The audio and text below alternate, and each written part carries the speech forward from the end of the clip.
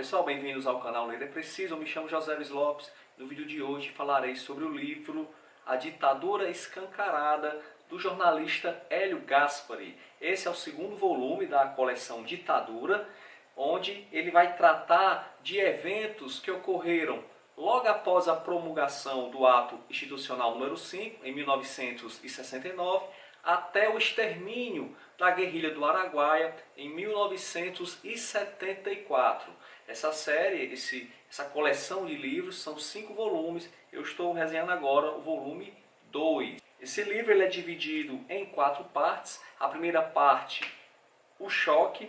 Gaspari ele tratará aqui da tortura.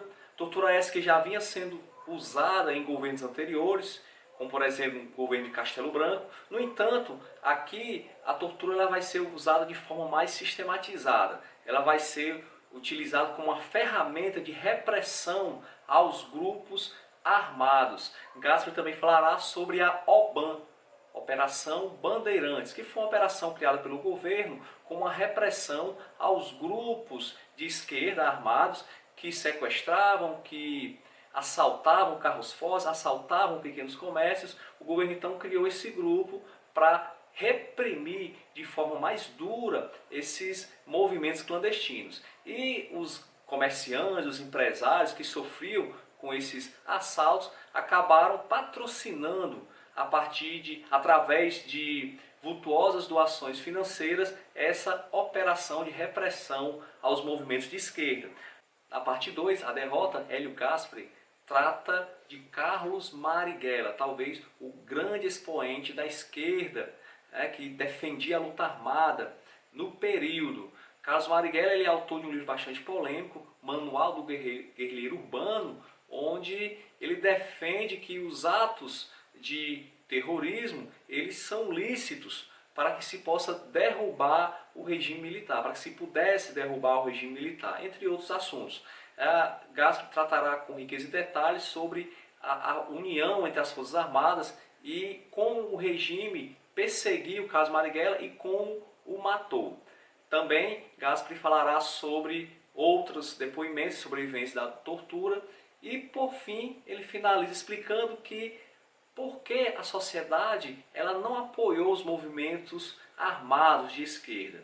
Segundo o autor do livro, a sociedade não deu esse apoio aos movimentos clandestinos de esquerda porque ela entendia que esses movimentos não queriam a redemocratização do Brasil, e sim apenas trocar uma ditadura por outra, uma ditadura militar por uma ditadura do proletariado, uma ditadura do socialismo. Na parte 3, a derrota, Gaspari ele falará especificamente sobre a Igreja Católica.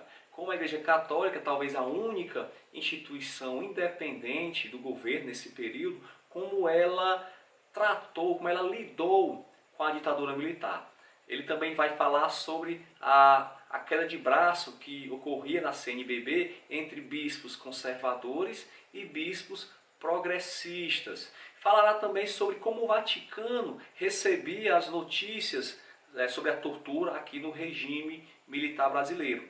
É interessante que alguns membros dos grupos revolucionários, eles, ao se exilarem nesse período, eles acabavam dando depoimentos, principalmente na Europa, nos Estados Unidos. Então a opinião pública internacional ela começou a avisar o Brasil e querer que o governo brasileiro explicasse essa questão da tortura. O governo brasileiro, segundo o autor, ele sempre negava que havia tortura, dizia que havia uma campanha internacional para a difamação do regime militar brasileiro, mas o certo é que cada vez mais a imprensa internacional, até mesmo a imprensa norte-americana, pressionavam o governo brasileiro e pressionavam também o governo dos seus países para que houvesse alguma sanção contra o Brasil. O fato é que, voltando para a Igreja Católica, ela poderia ter agido de forma diferente, ela poderia ter denunciado de maneira mais veemente os abusos que ocorriam nos porões da ditadura.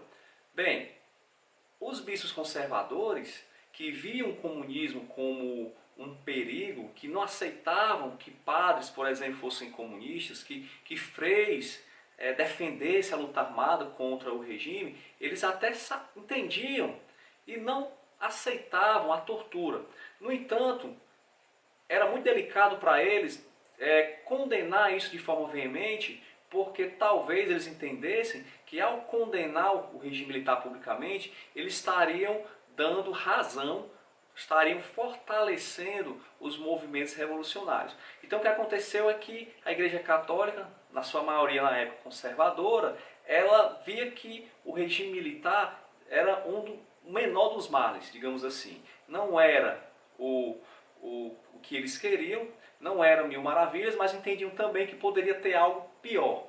Então, meio que a Igreja Católica ela se calou por conveniência, porque via que a esquerda, o comunismo, talvez seria um mal muito maior do que um regime militar, como tinha na época. E por fim, capítulo 4, a vitória. Aqui, Hélio Gaspari tratará sobre a guerrilha do Araguaia, que foi uma tentativa dos movimentos de esquerda de levar a luta urbana das cidades para o campo. E é interessante que o autor aqui ressalta que enquanto a luta armada estava nas cidades, o governo militar ele sempre teve o máximo de cuidado para evitar vítimas civis. Isso não ocorreu quando foi para o campo, como foi para Araguaia. Houve uma grande operação militar para se aniquilar essa guerrilha e muitas pessoas que viviam na área, que nem tinham participação da guerrilha, foram torturadas, foram presas, foram humilhadas. Então o governo militar não teve o mesmo cuidado que teve anteriormente nas cidades.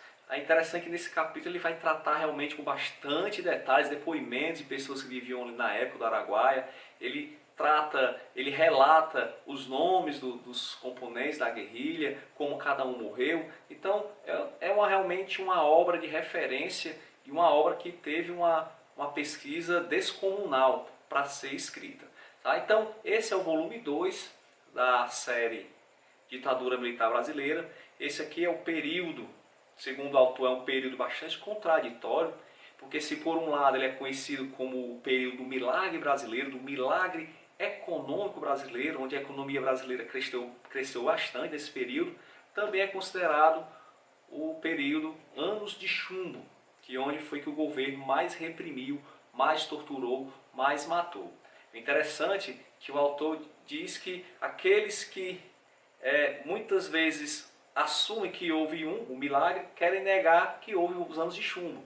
Assim também com os que assumem que houve os anos de chumbo, negam que houvesse o milagre brasileiro. Na realidade, o autor defende que os dois períodos eles coexistiram paralelamente. Um não negava o outro. É por isso que é um período considerado bastante contraditório da ditadura. Ok? Então, Ditadura Escancarada, volume 2 da série Ditadura, As Ilusões Armadas, de Hélio Gaspari. Agradeço mais uma vez por sua visita ao meu canal e te aguardo no próximo vídeo.